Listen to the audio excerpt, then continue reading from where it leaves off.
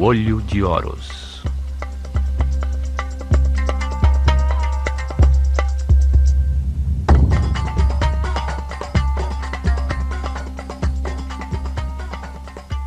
Terceira parte. A Esfinge, guardião do horizonte.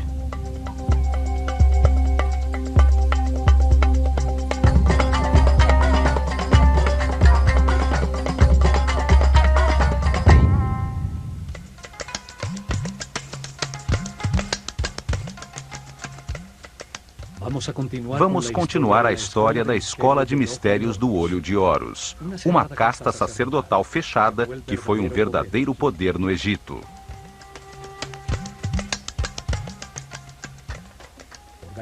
Foi organizada por sacerdotes sobreviventes ao dilúvio, possuidores de registros e conhecimentos da desaparecida civilização Atlante.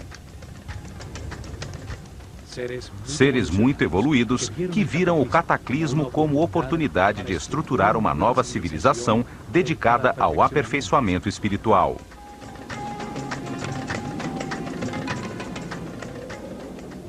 Utilizaram os templos como livros vivos para revelar as verdades sobre Deus e o funcionamento do universo, acelerando a evolução de seu povo.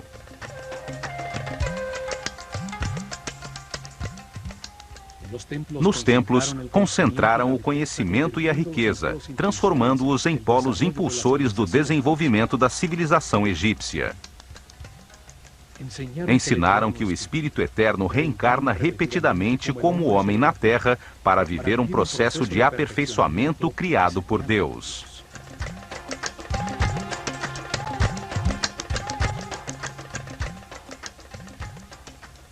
Encarna em diferentes corpos, nasce em diferentes famílias, lugares e épocas, em diferentes circunstâncias materiais, econômicas e de saúde. Reencarna repetidamente na Terra, enquanto o sistema solar dá uma volta ao redor do centro da galáxia, que dura 25.920 anos. Esta volta é chamada de ano cósmico. Durante esse ciclo, a consciência do homem é influenciada pela energia de diferentes constelações. Assim como as estações climáticas, as constelações determinam os processos necessários à evolução.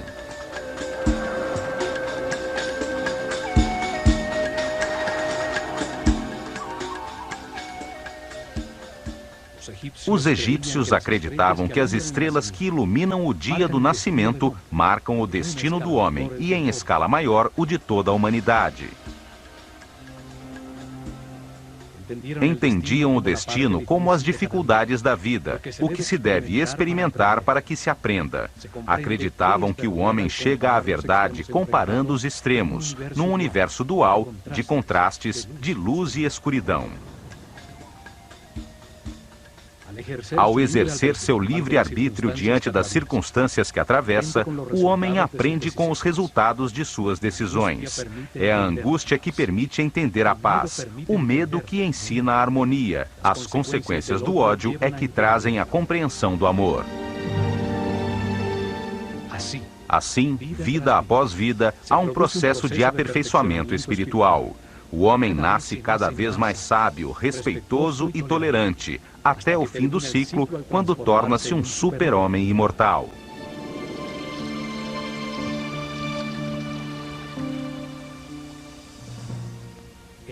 Nesse momento de iluminação, lembra-se de todas as vidas, da corrente de erros que cometeu, entendendo que, graças a eles, compreende hoje a razão de sua existência. Em paz e harmonia, com um altíssimo nível de energia vital, irradiando permanentemente amor, conquista seus poderes superiores e chega ao ciclo seguinte de evolução numa escala mais alta da realidade. O processo evolutivo transforma a sua animalidade original, tornando-o um mestre elevado, um respeitoso ser imortal, capaz de experimentar a ausência de limitações.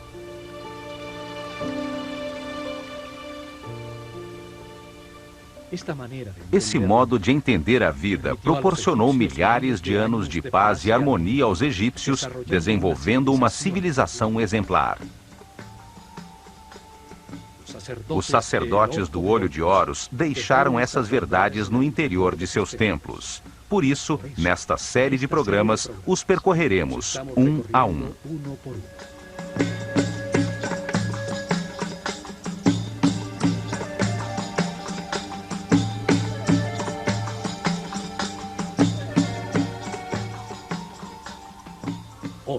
Hoje, como pesquisadores, vamos chegar até a planície de Gizé para entender a mensagem da Esfinge.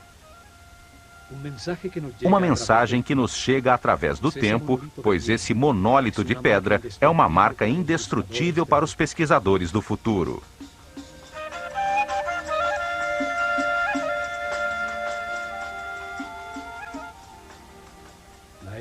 A Esfinge revela movimentos astronômicos registrados há milhares de anos e comprovados no ciclo anterior pela humanidade atlante. A crença hoje é de que Atlântida foi um mito.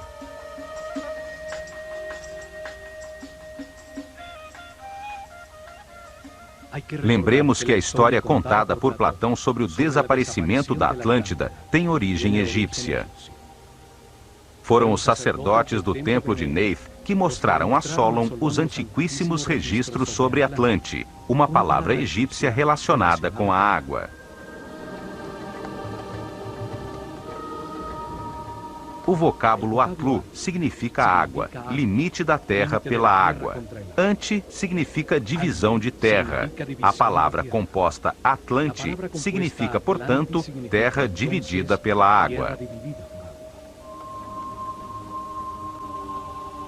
Na história de Platão, a capital da Atlântida, Poseidones, era uma belíssima cidade formada por círculos de terra separados por canais de água.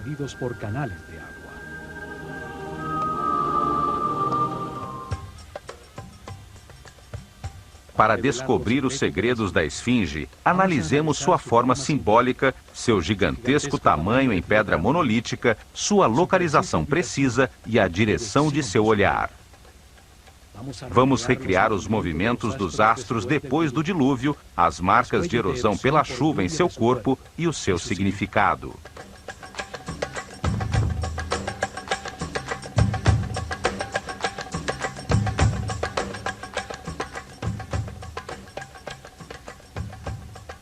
Os sacerdotes sobreviventes ao cataclismo Atlante esculpiram uma gigantesca forma simbólica com uma série de signos astronômicos, um relógio que marca os ciclos maiores do sistema solar na galáxia. Analisaremos estes signos para entender que a Esfinge é o maior e mais antigo registro do tempo sobre o planeta.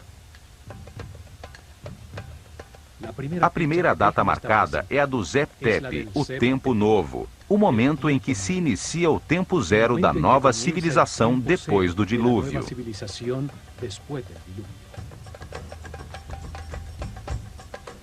O Zep Tepi é o primeiro passo no caminho de aperfeiçoamento espiritual da humanidade. A Esfinge é a primeira pedra desse caminho.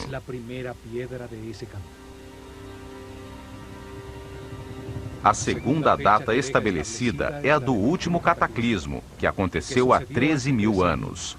O dilúvio foi chamado universal porque aconteceu em todo o planeta simultaneamente. Não foi um fato restringido apenas ao Egito. Os sábios sacerdotes tinham registros anteriores de outros cataclismos. Um deles ocorreu no início da civilização Atlante, há aproximadamente 38.000 anos. Sabiam que essa destruição era cíclica e acontecia a cada ano cósmico. Esse conhecimento lhes confirmou que os astros marcam a duração de todos os ciclos nas diferentes escalas do universo. As características da Esfinge revelam a importância de todos os níveis e escalas do grande ciclo cósmico. A volta do sistema solar ao redor do centro da galáxia determina a duração das estruturas físicas que sustentam a organização humana, pois a cada 25.920 anos acontece um cataclismo, dando lugar a uma nova forma de desenvolvimento, uma possibilidade diferente de organização.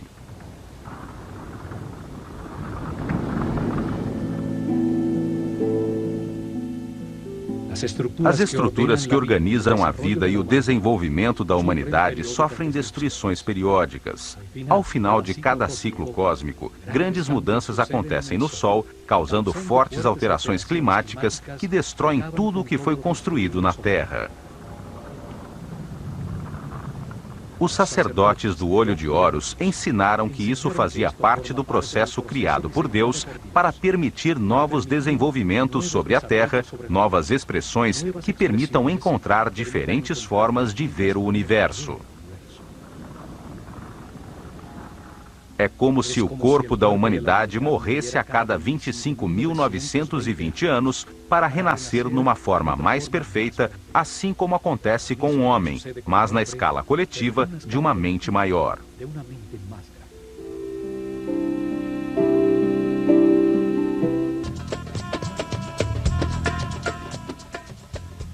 Na abóbada celeste sobre o Polo Norte, existem 6 constelações, conhecidas como constelações polares.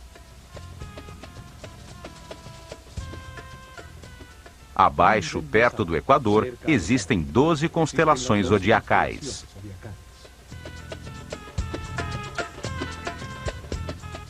Se soubermos sobre qual das 6 constelações polares e das 12 constelações zodiacais está situada a Terra num determinado momento, poderemos estabelecer a data correspondente. O sistema solar dá voltas ao redor da galáxia sobre uma linha imaginária chamada eclíptica. Cada volta dura 25.920 anos, um ciclo eterno, chamado de ano cósmico pelos sacerdotes egípcios.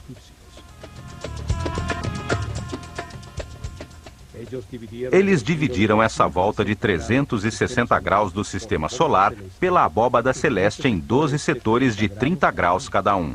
O Sol os atravessa em 2.160 anos. São as 12 constelações de estrelas. Cada uma tem o nome de um animal, o círculo de animais, o zodíaco.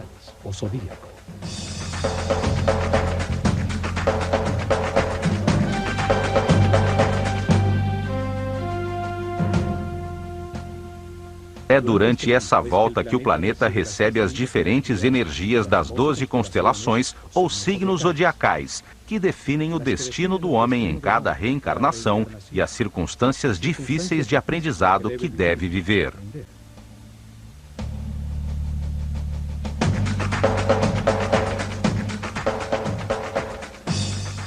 Partindo da posição que ocupa o sistema solar atualmente sobre a eclíptica, ao 0 grau, finalizando a Era de Peixes, entrando na Era de Aquário, retrocedemos 180 graus.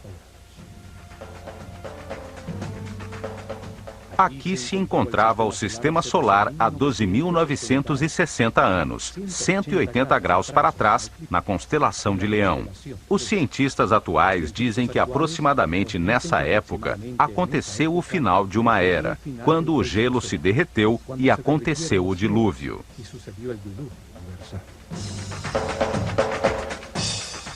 A forma da esfinge une os dois símbolos que representam a constelação zodiacal e a constelação polar nos céus, o leão e o homem, dando uma precisa marcação do tempo.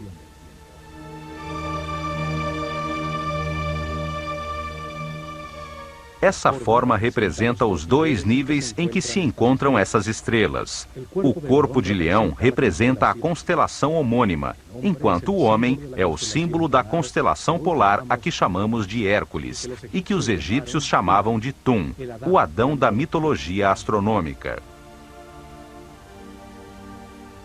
O movimento combinado nestes dois planos celestiais foi chamado de par e passo, as duas constelações pelas quais passa a Terra em seu percurso pela galáxia, na chamada precessão dos equinócios. A esfinge marca, assim, o Zep-Tep, o tempo novo. A estrela polar chama-se assim por sua localização sobre o Polo Norte, diretamente sobre a coluna vertebral do planeta, seu eixo. É uma estrela fundamental, o poder que preside os céus. Vista da Terra, é ao redor dela que gira a abóbada celeste. A inclinação do eixo de rotação do planeta em relação ao Sol muda lentamente durante o percurso cósmico e aponta num segundo círculo, mais acima no céu, para 6 diferentes estrelas polares.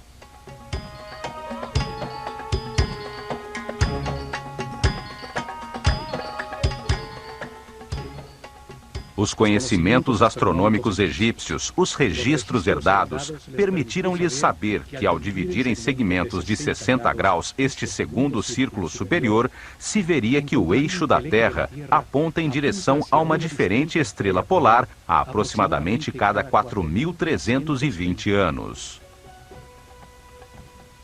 6 constelações contêm as estrelas polares, as que se localizam exatamente sobre o polo norte da Terra, a cada 60 graus de seu percurso pelo grande ano cósmico. São chamadas as constelações polares.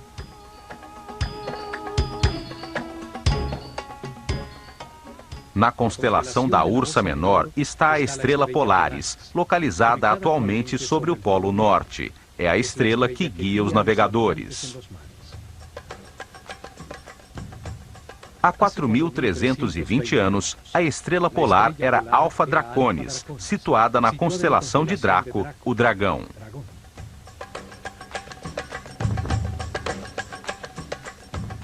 O poder que presidia há 8.640 anos era a estrela polar na constelação de Hércules, ou o Homem. Há 12.960 anos, quando aconteceu o dilúvio, a estrela polar no círculo superior era chamada Vega, da constelação da Lira.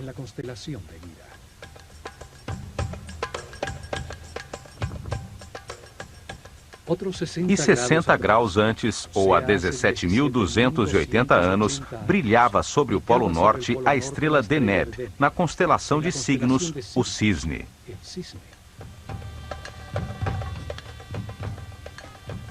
Há 21.600 anos, encontrava-se sobre o polo a estrela Alfirte, da constelação de Cefeus.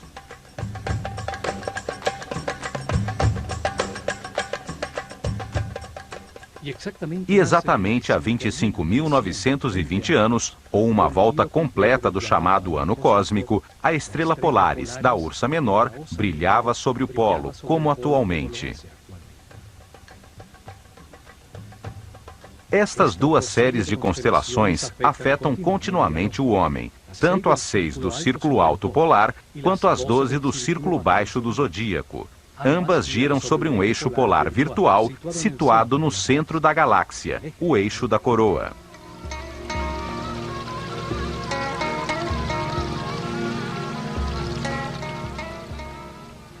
Para os egípcios, toda a abóbada celeste descansa nestas colunas polares, distribuídas simetricamente a cada 60 graus sobre o círculo, para onde aponta o polo da Terra em seu percurso com o sistema solar pela galáxia. A antiguidade e a precisão dos registros egípcios é evidente. Os sacerdotes guardiães do tempo herdaram registros astronômicos de mais de 26.000 anos. Os astrônomos atuais comprovam estes dois movimentos e os chamam a precessão dos equinócios, pois foram comprovados através das mudanças na linha dos equinócios. O Sol visto da Terra durante um ano solar parece ter 4 esquinas, 4 posições que limitam seus movimentos no horizonte. São definidas pelos solstícios e equinócios de verão e de inverno. O solstício de verão, dia 21 de junho, é o dia mais longo, com a noite mais curta do ano. O solstício de inverno, 22 de dezembro, é o dia mais curto, com a noite mais longa do ano. Os equinócios de verão e de inverno são 4 dias em que o dia e a noite são do mesmo tamanho.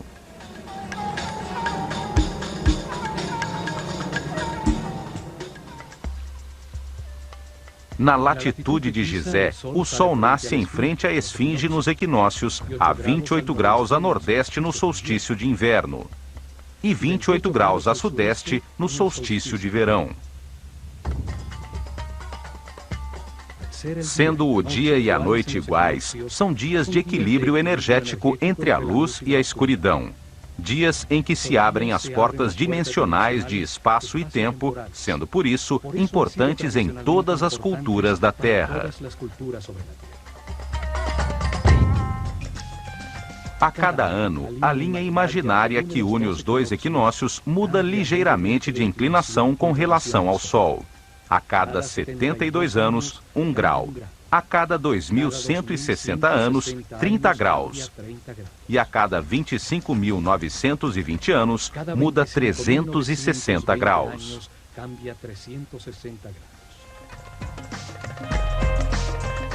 Assim, o que se conhece hoje como precessão dos equinócios corresponde exatamente aos ciclos definidos pelos antigos no par e passo, os dois níveis da volta que correspondem ao grande ano cósmico. A forma da esfinge, ao unir o signo de Leão com o do homem da constelação de Hércules, marca o momento imediatamente após o dilúvio, uma catástrofe que acontece periodicamente no final do grande ciclo cósmico, a cada 25.920 anos.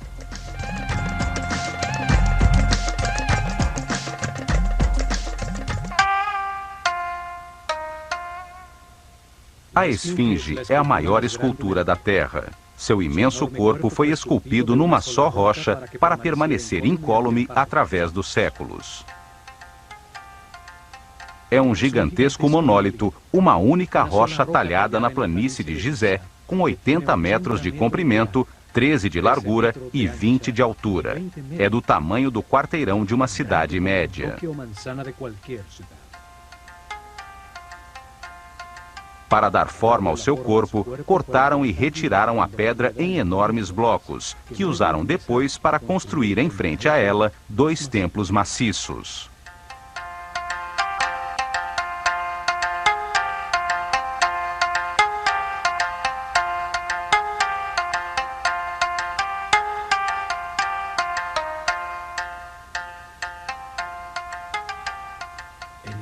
Enigmática e poderosa, é a obra de arte mais grandiosa da antiguidade chegada até nós.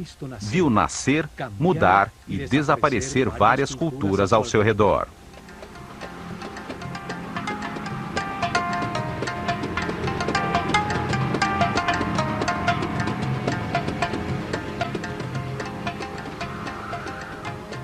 A esfinge está situada num ponto muito especial na Terra, a planície de Gizé, também conhecida como Rostal no antiquíssimo livro dos mortos.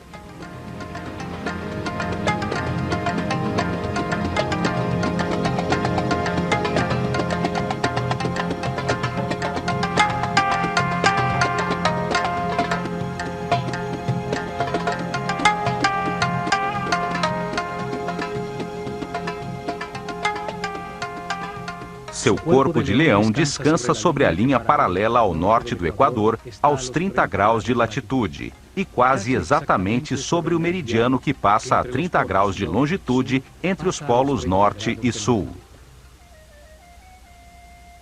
30 graus de latitude, 30 graus de longitude, sobre um dos pontos diamagnéticos do planeta. Hoje se sabe que ao redor da Terra, sobre os paralelos de 30 graus norte e sul de latitude, e a distâncias harmoniosas, regulares e equidistantes, passa a rede eletromagnética do planeta.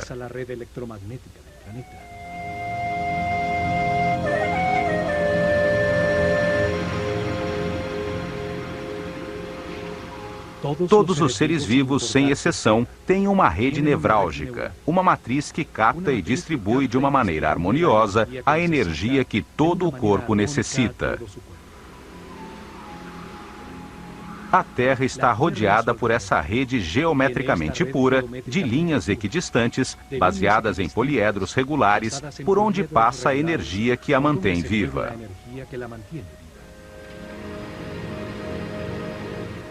São chamadas linhas Ley e linhas Hartmann. formam uma matriz sobre a qual existe uma série de pontos nevrálgicos em que se produzem naturalmente vórtices energéticos, utilizados secretamente por governos de indivíduos com conhecimentos suficientes para produzir levitação e antigravidade. Estes vórtices eletromagnéticos estão harmoniosamente distanciados entre si, onde foram comprovadas anomalias magnéticas e energéticas.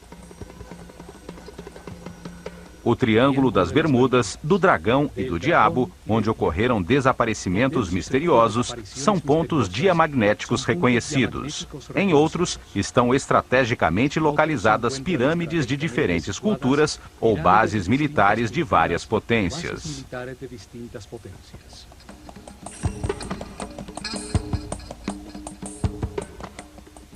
Utilizando a tecnologia adequada, pode-se aproveitar a energia do planeta sobre esses pontos nevrálgicos para anular a gravidade de qualquer objeto em seu campo de ação.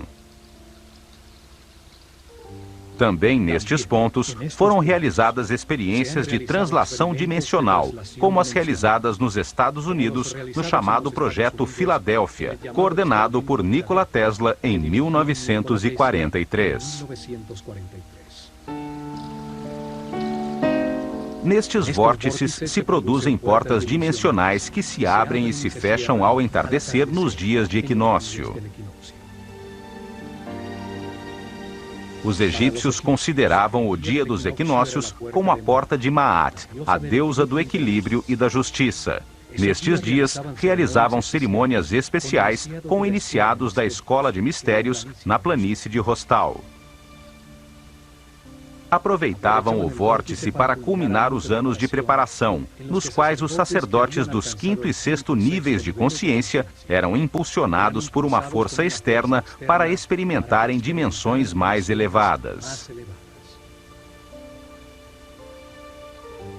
Com o conhecimento herdado dos sacerdotes do Olho de Horus a respeito da rede eletromagnética, construíram sobre ela a Grande Pirâmide, para transformar com fins espirituais sua inesgotável energia.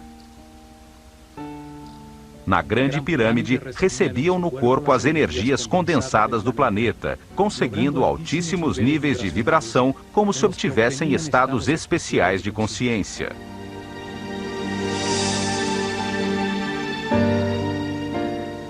A Grande Pirâmide foi chamada de Arca de Ra-Armaco e foi construída sobre um vórtice eletromagnético para ser usada no dia do equinócio, quando os domínios da luz e da escuridão estão equilibrados pela deusa Maat.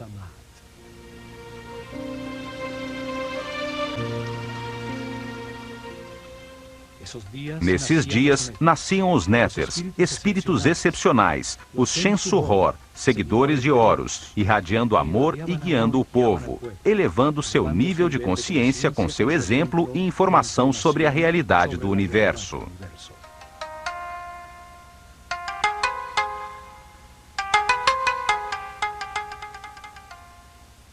No Livro dos Mortos, na 5ª divisão, chamada Rostal, aparece uma forma piramidal protegida em sua base por 2 esfinges com forma de leão, que, olhando o sol em cada equinócio, protegem a entrada do reino de Sokar.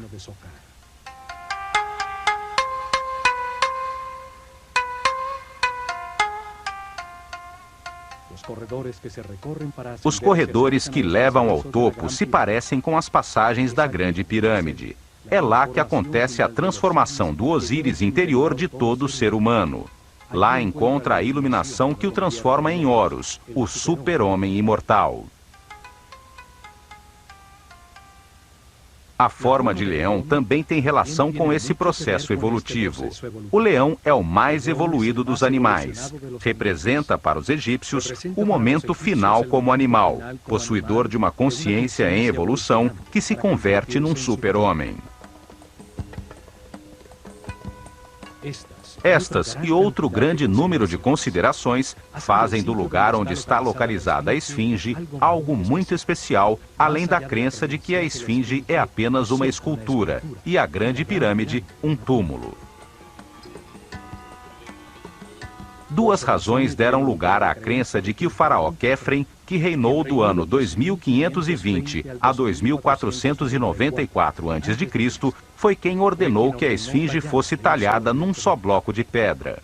A primeira é que acham o seu rosto parecido com o de uma estátua de diorita negra do faraó Quefren, que foi encontrada enterrada de cabeça para baixo, muito perto da esfinge, no chamado Templo do Vale. Na estátua, aparece com um falcão no ombro. Retocamos digitalmente a esfinge para ter ideia da forma original do seu rosto.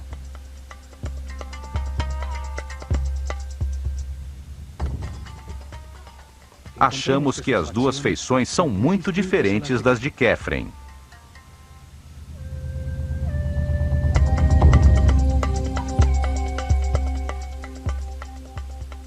Sabe-se que a esfinge foi chamada de Abu-Hol e durante muito tempo foi pintada de vermelho, a cor do Egito.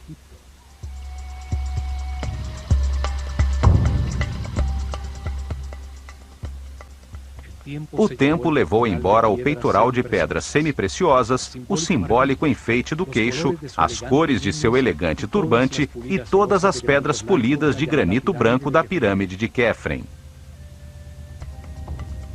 A segunda razão é que entre os braços da esfinge encontrou-se uma lápide talhada na pedra que em sua 13ª linha tem escrita a sílaba Kef. Isso serviu como prova para que os egiptólogos tradicionais atribuíssem a sua construção a Quefren.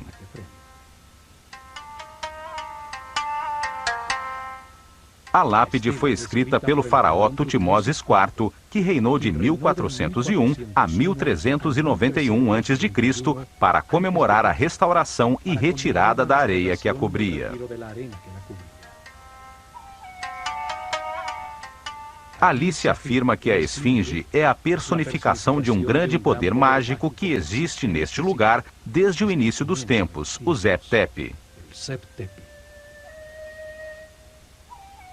Seu texto narra que, sendo Tutmoses IV muito jovem, viu num sonho o rosto da esfinge, dizendo-lhe que o tornaria faraó se a livrasse da areia que a cobria até o pescoço.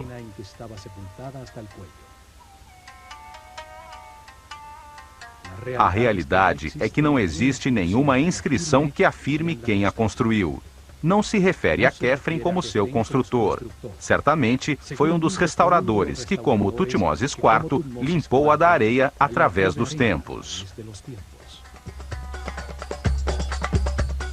Em outra pedra talhada, chamada a Lápide do Inventário, encontrada em Gizé por Auguste Mariette, se afirma que o faraó Quéops, antecessor de Quefren, ordenou construir um templo ao lado da esfinge, o que prova que ela já estava lá, e que seu sucessor não pode ter sido o construtor. No entanto, esta lápide não é reconhecida pelos egiptólogos tradicionais, que alegam que não é original e que o estilo em que está escrita não corresponde à época de Quéops.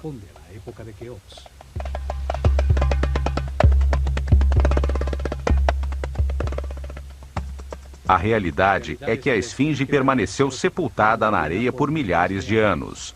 Várias vezes, governantes benévolos ordenaram limpá-la, ficando descoberta durante algum tempo, para logo voltar a cair no esquecimento.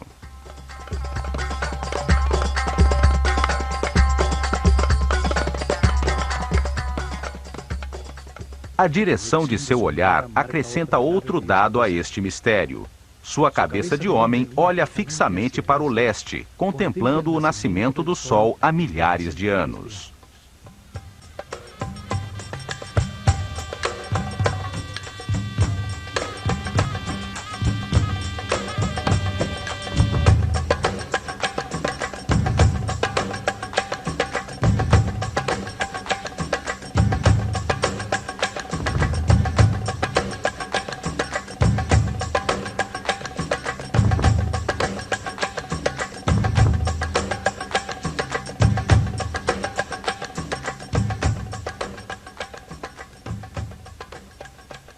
Seu olhar marca intencional e precisamente o ponto no horizonte onde nasce o sol nos equinócios, o verdadeiro leste, o ponto de cruzamento dimensional. A linha imaginária que, passando pelo Sol, une o equinócio de verão e o de inverno, é utilizada atualmente para medir, com a variação de seu ângulo, o grande ano cósmico, a precessão dos equinócios. Seu ângulo muda 1 grau a cada 72 anos. Move-se 30 graus em 2.160 anos, 360 graus em 25.920 anos. É a marca do ano cósmico, o ciclo que determina as reencarnações do homem e a chegada dos cataclismos periódicos.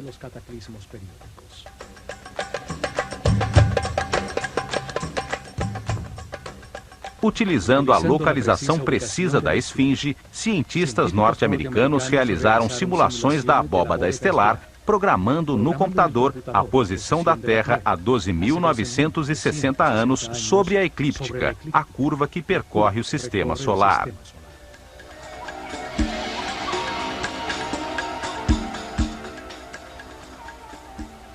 Ficou confirmado que, nesse momento, no ponto exato para onde a esfinge olha, o ponto no horizonte situado ao leste verdadeiro, aos 30 graus de latitude, surgiam todas as noites as estrelas da constelação de Leão. A esfinge olhava no horizonte à sua frente as estrelas do signo zodiacal de Leão, a constelação que atravessava o sistema solar naquele momento, confirmando a mensagem do tempo, de sua forma simbólica e de sua localização exata. Nesse mesmo momento, a 90 graus sobre o mesmo horizonte, mas olhando em direção ao sul, situava-se a constelação de Órion, 9 graus sobre a linha do meridiano norte-sul. Enquanto a estrela Sírio, a mais importante para os egípcios, pois a sua aparição anunciava a enchente do Nilo, se situava ao nível do chão, 14 graus à esquerda do meridiano.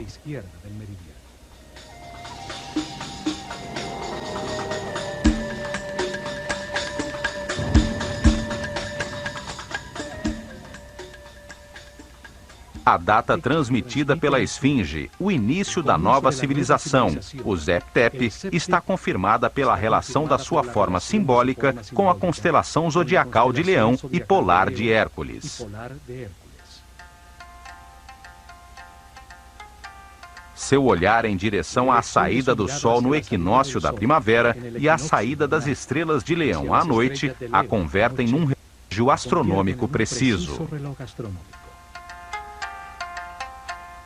Sua localização foi escolhida com muita precisão, para convertê-la num mensageiro através dos tempos que contasse aos pesquisadores futuros o ciclo mais importante para o homem, o ano cósmico e a localização da rede eletromagnética do planeta.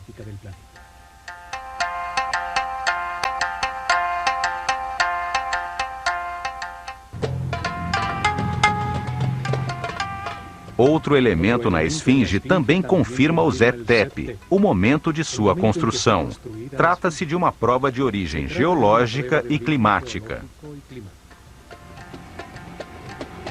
Em 1960, o matemático francês René Schwaller de Lubix afirmou que o corpo leonino da esfinge apresenta sinais de erosão provocada pela chuva.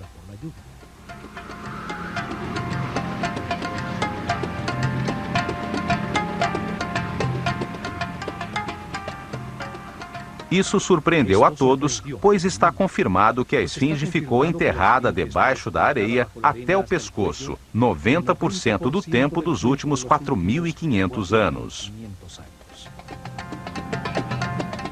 Desde 2500 a.C., a data tradicionalmente aceita de sua construção pelo faraó Quefren, apenas poucas vezes, alguns governantes benévolos se preocuparam em restaurá-la e retirar a areia de sua superfície. Uma dessas últimas limpezas foi realizada por Napoleão quando esteve no Egito. Como é possível, então, que seu corpo apresente sinais de erosão devido à chuva?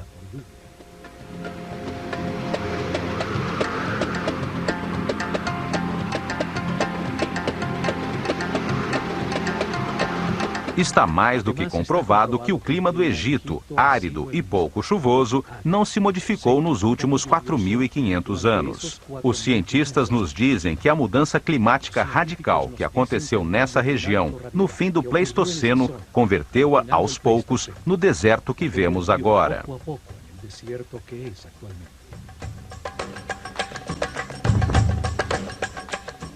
Isso quer dizer que a chuva que causou a erosão da esfinge só pode ter acontecido entre o ano 10.960 a.C. e o ano 5.000 a.C., quando a planície de Gizé converteu-se no areal que a sepultou até o pescoço e a protegeu do clima ao seu redor.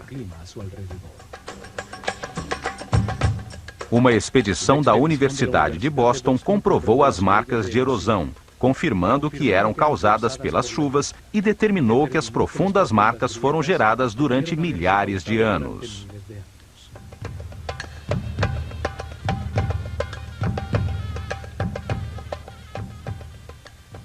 Isso confirma a antiguidade da esfinge e centra a atenção sobre a polêmica que existe entre os egiptólogos tradicionais, que não chegaram a um acordo sobre quando, de fato, começou essa civilização.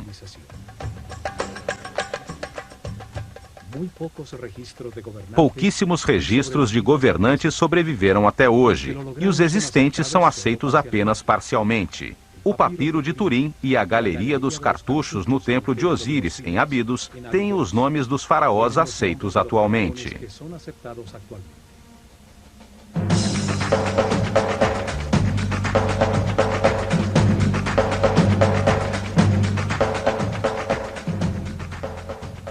Desde o primeiro faraó, o lendário rei Menes, que aparece na tabuleta de Narmer, a quem se atribui a unificação do Egito ao redor do ano 3000 a.C., dando início à primeira dinastia da história oficialmente aceita.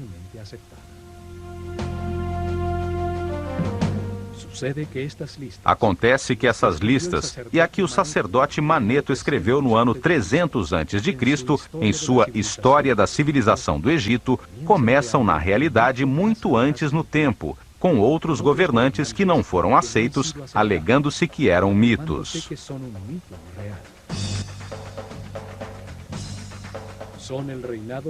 São o reinado de Shem-Suor, seguidores de Horus, os divinos ancestrais, seres iluminados que teriam governado o Egito durante 13.900 anos. Depois, o reinado dos Aku, os sábios, outros governantes excepcionais, cujo reinado, segundo essas listas, durou 11.000 anos antes de começar o reinado dos faraós, que durou 30 dinastias.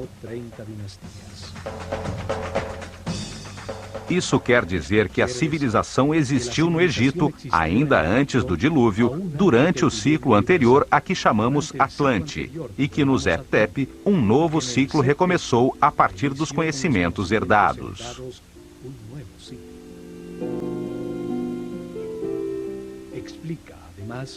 Além disso, isso explica uma das incoerências da história oficial, que situa o início da civilização por volta do ano 3000 a.C.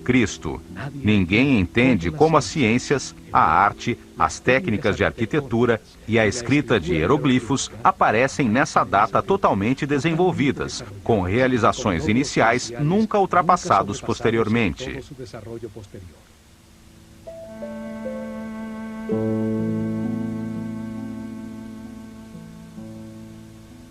Não se entende como o complexo de Saqqara aparece de repente do nada, com ladrilhos cozidos, finíssimos acabamentos cerâmicos, harmoniosos detalhes arquitetônicos, colunas e pirâmides capazes de resistir durante milênios.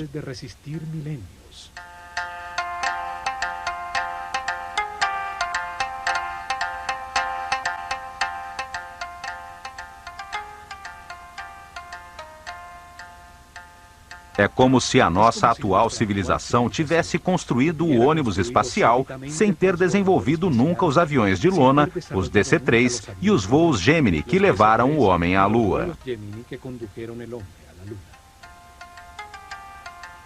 É evidente que a civilização egípcia herdou conhecimentos do ciclo anterior Atlante e que foi guiada em seus primórdios por uma casta sacerdotal de seres muito evoluídos espiritualmente, como afirmam as listas de governantes que chegaram até nós.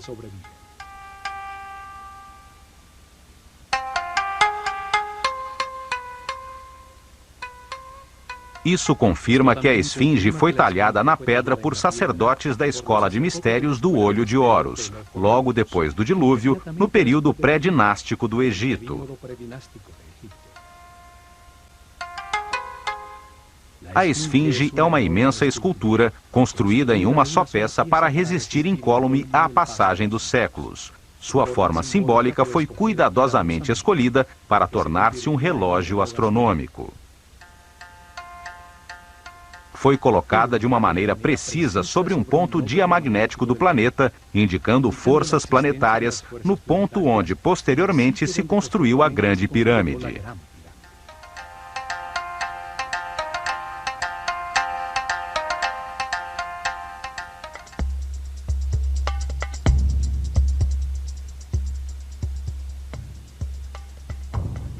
Seu olhar dirigido ao ponto preciso no horizonte onde surge o Sol no dia do equinócio indica a importância da porta de Maat, a entrada ao reino de Sokar, o momento onde o dia e a noite têm a mesma duração. Neste universo de contrastes, somente através do equilíbrio entre a luz e a escuridão, ao comparar-se os extremos da dualidade, pode-se encontrar a unidade. Consegue-se essa compreensão através da experimentação dos resultados das decisões tomadas ao longo de muitas reencarnações, encontrando o caminho do respeito e tolerância que conduz à paz e à harmonia. Esta mensagem é transmitida em todos os templos da civilização egípcia. O caminho do aperfeiçoamento através da reencarnação para chegar à iluminação era a sua crença fundamental. A esfinge confirma também a antiguidade da civilização egípcia, o momento do novo começo, do Zep-Tep, há 12.900 anos, quando as estrelas da constelação de Leão brilhavam sobre ela.